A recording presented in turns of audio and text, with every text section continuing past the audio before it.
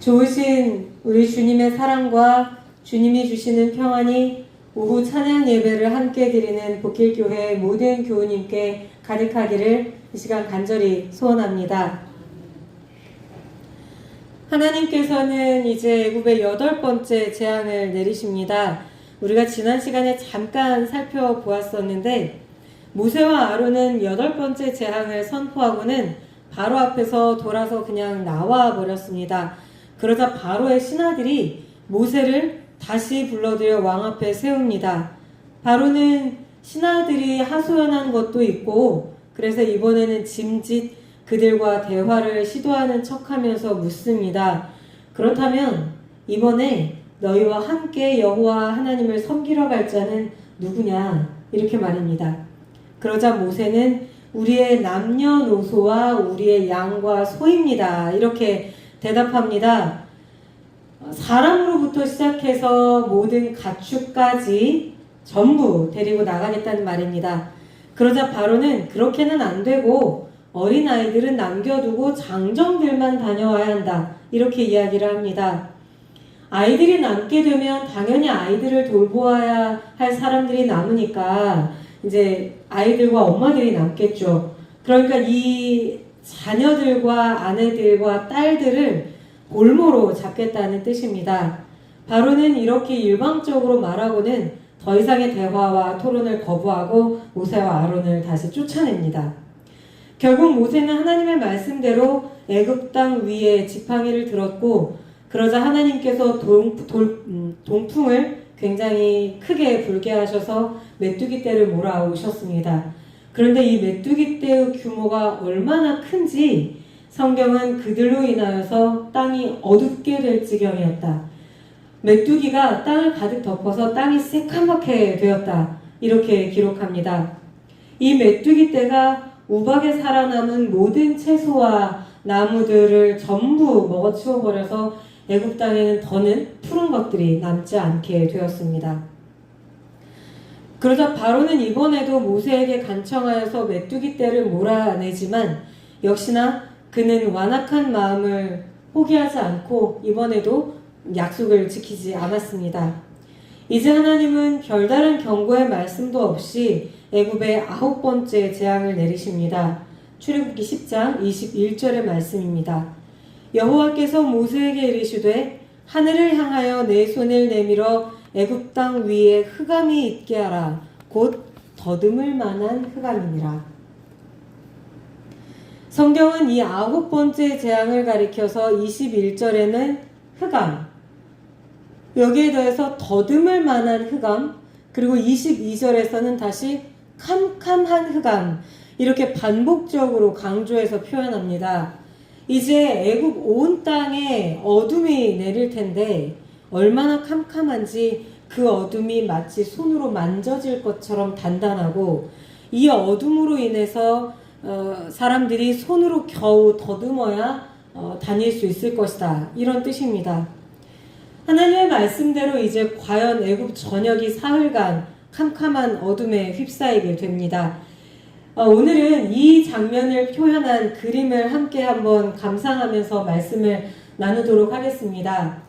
예, 지금 보여드리는 그림은 구스타프 도레라는 화가가 그린 작품입니다. 1866년도에 제작된 그림인데 이 도레라는 화가가 판화로 성경에 나오는 여러 장면들을 그린 그림들을 책으로 출판했는데 이 그림은 그 중에서도 특별히 애굽에 내린 재앙 중에서 9번째 재앙, 오늘 우리가 나누는 흑암을 다룬 장면입니다. 이제 그림의 왼편을 한번 짚어주시면, 거기에 보면 거대한 석조 건물이 있습니다. 이것은 바로 애굽의 신전을 표현한 장면입니다. 이 건물 앞에 이제 사람들이 굉장히 많이 모여 있고 그 앞으로 여러 가지 모습이 이제 그려져 있는데 사실 성경은 흑암이 내리자 애굽의 모든 사람이 서로 볼 수 없게 되어서 자기 처소에서 숨어서 움직이지를 않았다. 이렇게 하였는데 도레는 이 장면을 조금 더 극적으로 표현하기 위해서 사람들이 전부 애굽의 신이 거주하고 있다고 믿어졌던 주장하였던 그 신전 앞에 일제히 몰려들고 있는 것으로 좀 더 극적으로 표현을 했습니다. 그렇다면 이제 이 그림의 세부 장면들을 보면서 좀 더 자세히 보겠습니다. 다음 그림 넘겨주십시오.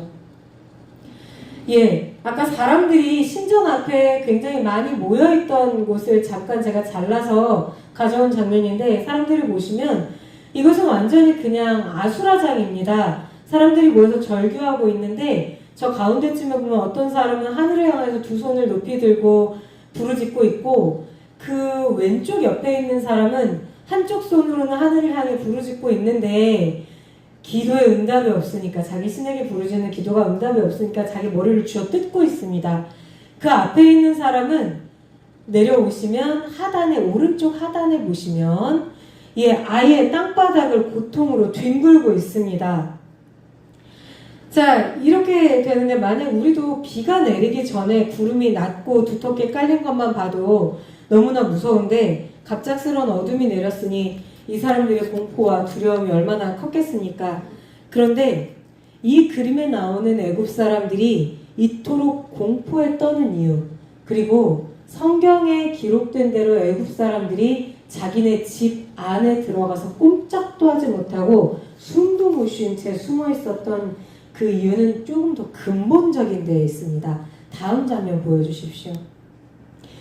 이 역시 성경에는 등장하지 않았는데 구스타프 도레가 조금 더 극적으로 표현하기 위해 넣은 장면입니다. 이 그림들을 보면 이 바닥에서부터 뭔가 동물들이 막 기어 올라오고 있는데, 자세히 보면 악어들입니다. 악어떼가 신전으로 막 올라오고 있습니다. 이 악어떼들이 올라오고 있는 곳은 바로 나일강입니다.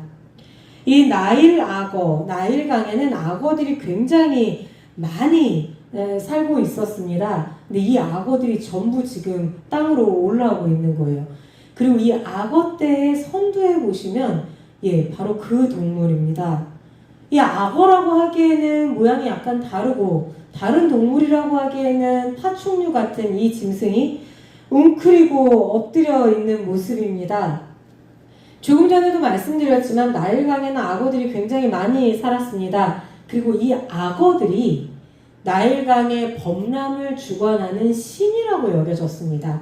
그래서 옛날에 애굽 사람들은 여러 신을 많이 섬겼지만 특히 이 악어들도 신으로 추앙했습니다. 그리고 이 악어들의 신으로 나타나는 애굽 신화에 있는 신이 이름이 뭐냐면 바로 소베크라는 신입니다. 이 소베크라고 하는 신은 악어 머리에 사람의 모습을 하고 나타나거나 온전히 악어의 모습으로 등장을 합니다.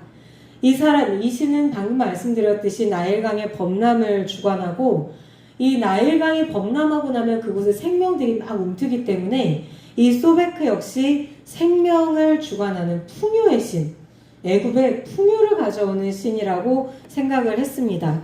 그리고 이 나일강이 범람하고 난 자리에 새로운 생명이 움트는 것을 보면서 이 소베크라는 신, 이 악어의 신은, 악어신은 어둠과 혼돈을 질서 정연하게 만드는 신, 그리고 창조와 죽음에 관여하는 신이라고 여겨졌습니다. 또 여기에 더불어서 이 악어신이 하는 굉장히 중요한 역할이 하나 있었습니다. 그게 뭐냐면 태양신, 애굽의 최고신이라고 불렸던 태양신 라. 이 라의 수호병입니다. 거의 경호원처럼 이 라를 따라다닌다고 믿어졌습니다. 당연히 태양신의 아들이었던 바로, 애굽의 왕을 지켜주는 신으로 등장하는 신이 바로 이 악어신입니다. 그런데 이 악어들이 지금 자기들이 있어야 하는 나일강, 자기들이 지키면서 관장해야 하는 나일강을 떠나서 사람들이 있는 육지로 굉장히 몰려들고 있는 것입니다. 보면 이들도 지금 나일강에까지 들어닥친 흑암을 피해서 달아나고 있는 것처럼 보입니다. 그리고 저 가운데 가장 큰 괴물 같기도 하고 큰 파충류 같기도 한 저 짐승은 바로 소베크를 상징하는 것으로 보아도 무방합니다. 저 거대한 짐승은 지금 이 장면에서 볼 때 위풍당당한 신을 하기보다는 겁을 집어먹고 내가 지금 어디로 가야지? 난 도대체 어디로 가야 되는지 모르겠어 라고 하면서 한껏 움츠리고 있는 겁먹은 한 마리 짐승으로 보일 뿐입니다. 하나님이 보내신 이 흑암 앞에서 태양신 라의 경호를 맡은 소베크마저 저렇게 무기력하게 되었습니다. 풍요와 생명 그리고 죽음까지 아우르던 나일강도 이제 더는 어떤 생명도 품을 수 없는 황폐한 곳이 되어버렸다. 바로 이런 사실을 이 그림을 통해서 화가가 보여주고자 했던 것이 아닐까 이렇게 생각해 볼 수 있습니다. 그러니 이 신들의 비호를 받고 그 역시 신으로 추앙받았던 바로의 권위 역시 이제 땅바닥으로 떨어지게 되었습니다. 그는 한때 애굽의 빛이었으나 이제는 어둠을 불러들이는 자, 혼돈을 초래하는 자로 전락하고 말았습니다.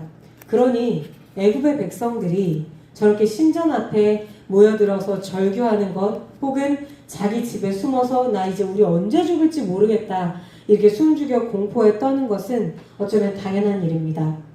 이 애굽인들의 마음속에는 지금 이런 생각이 자리 잡게 된 것입니다. 우리의 신이 죽었다.